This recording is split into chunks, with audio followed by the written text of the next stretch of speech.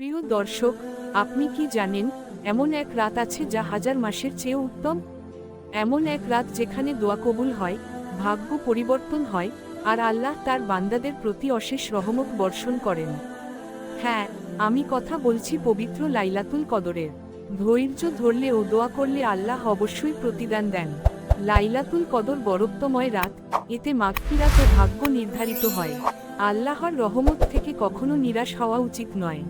আজ আমরা এক চমকপ্রদ সত্য ঘটনা শোনাব, যেখানে এক দরিদ্র নিঃসন্তান দম্পতি লাইলাতুল কদরের বরকতে শুধু সন্তানই লাভ করেননি, বরং তাদের জীবনে ফিরে এসেছে অগাধ সচ্ছলতা ও শান্তি। এই গল্প শুধু শোনার জন্য নয়, বরং এটি আমাদের বিশ্বাসকে দৃঢ় করবে, আমাদের আল্লাহর প্রতি আরও বিনয়ী করবে। এই কাহিনী আপনাকে কাঁদাবে, আপনাকে নতুন আশার আলো দেখাবে, এবং আপনাকে শেখাবে আল্লাহর রহমত কোনো সীমা মানে না, শুধু প্রয়োজন হয় দৃঢ় বিশ্বাস ও ধৈর্যের।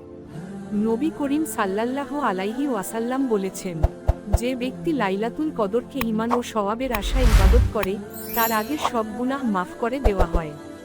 বুখারী 1901, মুসলিম 760। তাহলে আসুন শুনি সেই অলৌকিক ঘটনার কাহিনী, যা আমাদের ঈমানকে আরও মজবুত করবে। গল্পটি শেষ পর্যন্ত দেখুন, কারণ এটি শুধু একটি কাহিনী নয়, এটি হতে পারে আপনার জীবনের জন্য এক গুরুত্বপূর্ণ শিক্ষা। ভিডিওটি দেখার পর আপনার অনুভূতি কমেন্টে জানান এবং শেয়ার করুন। মহানবী বার্তা চ্যানেলটি সাবস্ক্রাইব করুন, লাইক ও কমেন্ট করুন এবং ইসলামিক জ্ঞান ছড়িয়ে দিন, যাতে অন্যরাও এই শিক্ষামূলক কাহিনী থেকে উপকৃত হতে পারে। আসসালামু আলাইকুম ওয়া রাহমাতুল্লাহি ওয়া বারাকাতুহু। প্রিয় ভাই ও বোনেরা, হাদিস, অভাব আর অশ্রুতে ভরা জীবন। রফিক ও জয়নব, এক দরিদ্র দম্পতি, যাদের সংসার কেটেছে চরম দুঃখ কষ্টে। তারা এক নিঃসন্তান দম্পতি, সন্তানহীনতার কষ্ট তাদের চোখে এনে দিয়েছিল অশ্রু, আর দারিদ্র্য তাদের জীবনকে বানিয়েছিল সংগ্রামের এক কঠিন অধ্যায়। রফিক ছিলেন একজন দিনমজুর, প্রতিদিনের উপার্জন দিয়েই চলত তাদের সংসার। অন্যদিকে জয়নব ছিলেন আল্লাহর প্রতি ভরসা রাখা এক ধৈর্যশীল নারী। বছরের পর বছর কেটে গেছে, কিন্তু তাদের ঘরে সন্তান আসেনি। ডাক্তার দেখিয়েছেন, তাবিজ নিয়েছেন, দান সদকা করেছেন, কিন্তু সবই ব্যর্থ। এক রাতে রফিক গভীর বেদনায় জয়নবকে বলল, জয়নব, আমাদের কি আর আল্লাহ সন্তান দেবেন না? আমি তো দোয়া করতেই ক্লান্ত। জয়নব স্বামীর হাত ধরে কাঁদতে কাঁদতে বলল, আল্লাহর রহমত থেকে নিরাশ হও না। লাইলাতুল কদর আসছে, আমরা সারা রাত দোয়া করব। আমাদের রব যদি আমাদের ডাক শোনেন।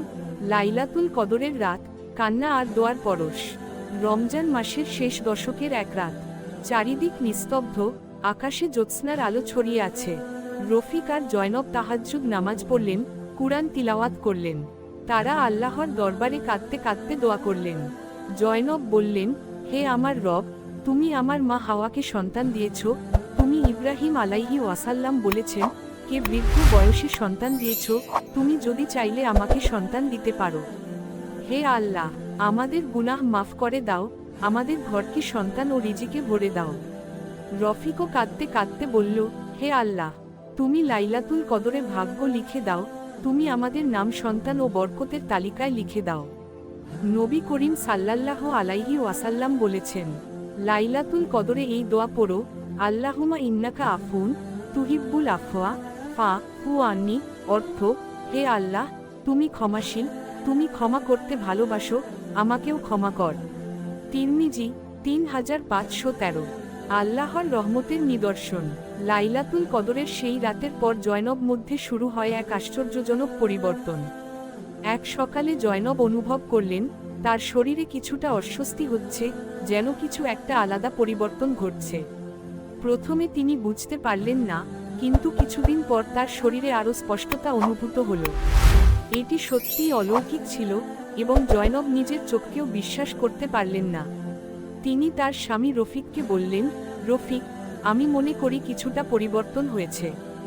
রফিক, যিনি বহু বছর ধরে এই মুহূর্তটির জন্য অপেক্ষা করছিলেন, আশ্চর্য হয়ে জয়নব দিকে তাকিয়ে বললেন, তুমি কি নিশ্চিত? আল্লাহ আমাদের শুনেছেন? রফিকের চোখে অশ্রু। এটাই ছিল তার দীর্ঘদিনের আরাধ্য সেই মুহূর্ত, যখন তিনি আল্লাহর রহমতকে অনুভব করছিলেন। জয়নব শিহরিত, আশাবাদী, কিন্তু আল্লাহর উপর বিশ্বাস আরও দৃঢ় হয়ে উঠেছিল। তারপর তারা একসঙ্গে চিকিৎসকের কাছে যান। চিকিৎসক জানালেন, জয়নব, আপনি গর্ভবতী। এটা আপনাদের জন্য এক আশীর্বাদ। রফিক এক মুহূর্তের জন্য থমকে গেলেন, তারপর সিজদায় পড়ে কাঁদতে কাঁদতে বললেন, হে আল্লাহ, তুমি আমার দোয়া শুনেছ।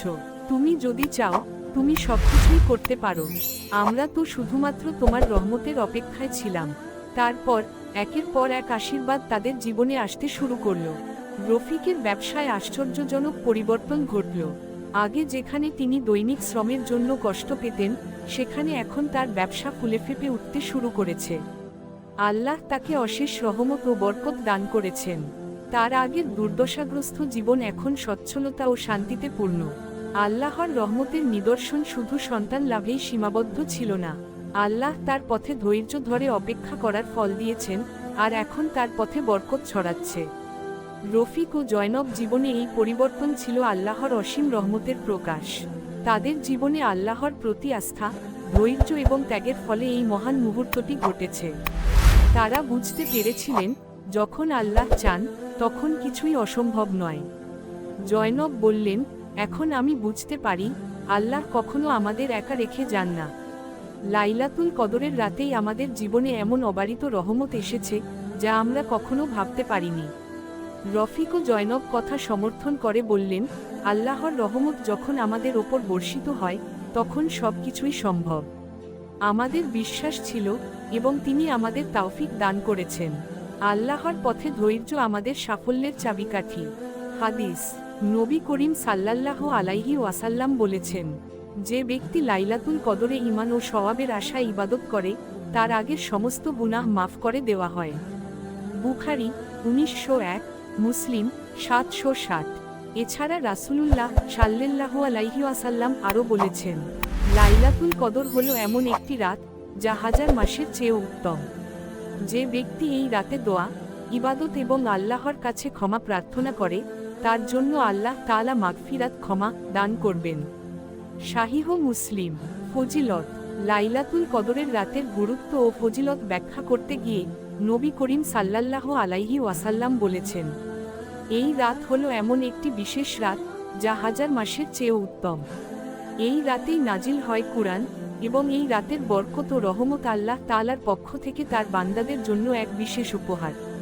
এটি এমন একটি রাত, যার প্রতি দৃঢ় বিশ্বাস এবং ঈমানের সাথে ইবাদত করা হলে আল্লাহ সমস্ত গুনাহ মাফ করে দেন।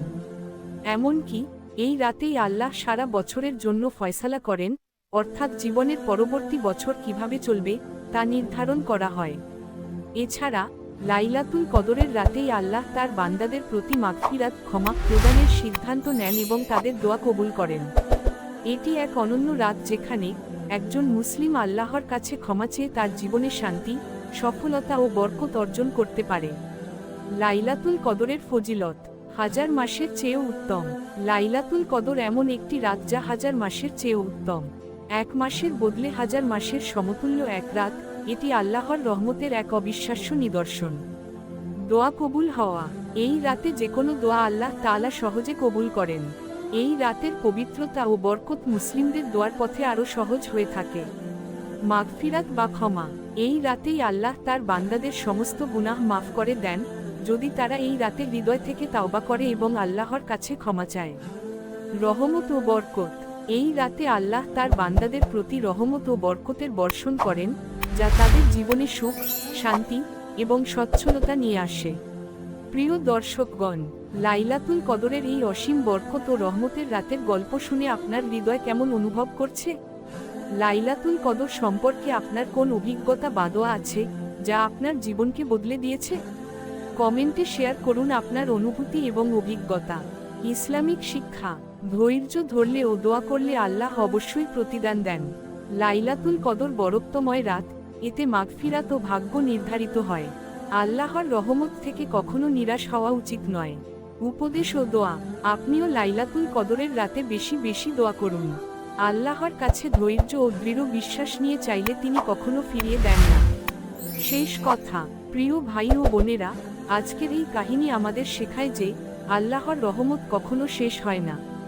আমরা যদি সঠিকভাবে তার কাছে চাই, তবে তিনি আমাদের ডাক অবশ্যই শুনবেন। লাইলাতুল কদরের রাত আসছে, আপনি কি প্রস্তুত? নবী করিম সাল্লাল্লাহু আলাইহি ওয়াসাল্লাম বলেছেন, যে ব্যক্তি লাইলাতুল কদরে ইবাদত করে তার জন্য জান্নাতের দরজা খুলে দেওয়া হয়। আহমদ। আহ্বান, ভাই ও বোনেরা, যখন আমরা আল্লাহর কাছে ফিরে আসি তখন তিনি আমাদের গ্রহণ করেন। এই গল্প থেকে যদি আপনি উপকৃত হন তাহলে এটি শেয়ার করুন যেন অন্যরাও লাইলাতুল কদরের ফজিলত সম্পর্কে জানতে পারে। মহানবী বার্তা চ্যানেলটি সাবস্ক্রাইব করুন, লাইক দিন এবং নোটিফিকেশন অন করে রাখুন যেন ইসলামিক জ্ঞান অর্জনে কোনো ভিডিও মিস না হয়। সত্যের বার্তা ছড়িয়ে দিন, নবীজির শিক্ষা অনুসরণ করুন। আল্লাহ আমাদের সবাইকে লাইলাতুল কদরের বরকত অর্জনের তৌফিক দান করুন। আমিন।